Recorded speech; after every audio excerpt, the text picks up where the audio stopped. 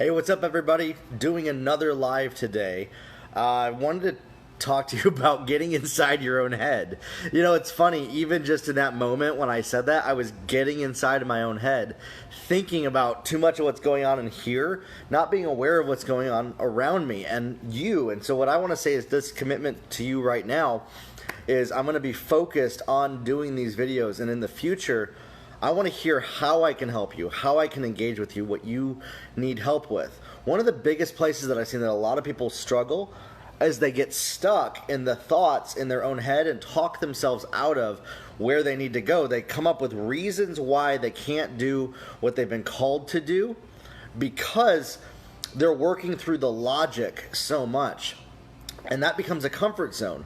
Being in your head is embracing the comfort zone of having the inner dialogue with yourself of deciding whether you should do something or not. And this keeps you stuck. This keeps you stagnant. This keeps you from progressing into your calling and what you were made for. The key to this is this: to get out of your own head. If you have a lot of stress going on in your life, it will be very difficult to get out of your own head. Focus and make an intentionality to live a stress-free life. Now, that doesn't mean doing things that aren't stressful or that cause stress. You see, it's possible to do all the same things and not be stressed out because you're flowing from that place instead of being inside your own head. Become present in each moment. If you're doing a video like this, be present to the topic, the people that you're talking about. If you're having a conversation with a friend, talk with them, care about them, their needs, their interests, what they're going through. Answer their questions. If you're on a business meeting, be prepared. Be present in the moment of what you're doing and stop thinking about just what you're doing and just start doing it. So what happens is this, is over life, we become invalidated when we're younger. That if we make a mistake, we're somehow not good enough. And this creates these beliefs that everything we do needs to be validated. And so that we get stuck in our own head thinking of, is this validating me or not? Am I good? Am I bad? Am I wrong? Am I right? And all we're seeking is love and connection with other people. But being inside of our own head actually separates us from connecting with others because we're stuck up here and not present to the world around us. Getting out of your own head is being present. And actually what it does is it removes a filter off of your brain that blocks you from just flowing in what you were created for, what you were called to do, and lets you just be instead of do. You're not doing and then you become, you be, and then from that place of being, you do. Now for me, that comes from really my relationship with God, prayer, spirituality. I believe that if we focus on with gratitude how things can work out for us, and we walk in that place and we stop considering in our head how it can go wrong, how it can invalidate us, how it can not work out, that the impossible can be accomplished because we're able to move forward towards where we're headed and aren't blocked by what's stuck inside the little box of our head. Get out of the box, open the lid up, and flow and be. And if you can do this, it becomes a practice of being present, a practice of not considering all the ways it could go wrong, not thinking about how it could mess up, but just flowing, being, not thinking before you do. You see, that's something that growing up I was told, think always before you do something. And I don't think that's the best advice.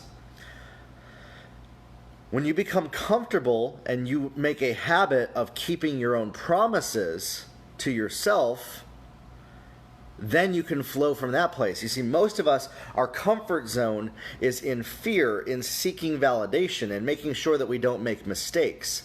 You have to flip that and actually become comfortable with succeeding, with winning.